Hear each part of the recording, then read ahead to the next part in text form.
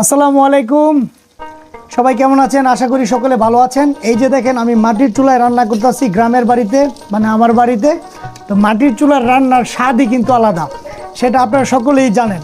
এই জন্য আমি কি করতেছি, আমার দেশির গরুর মাংস এটা মাটির চুলায় রান্না করতেছি। আগে এটা ভাজতেছি, কড়া করে তেলগুলো আরে ভাইজা তারপর রান্না করলে টেস্টই আলাদা।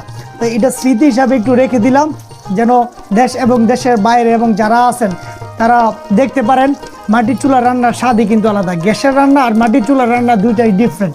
তো যখনই চেষ্টা করি, মাঝে মধ্যে রান্নার চেষ্টা করি, তো এই যে রান্না বসাইলাম, মন চাইতেছে যে একটু মাটির চুলায় রান্না করি, ভিতরে গ্যাস আছে, কিন্তু না, এই লাকড়ি দিয়া মানে খড়ি দিয়া রান্না করার স্বাদ আলাদা। আর এটার টেস্ট অসাধারণ। যারা জানেন মাটির চুলায় খাইছেন তারা একমাত্র বলতে পারবেন যে রান্না কীরকম লাগে মাটির চুলায়।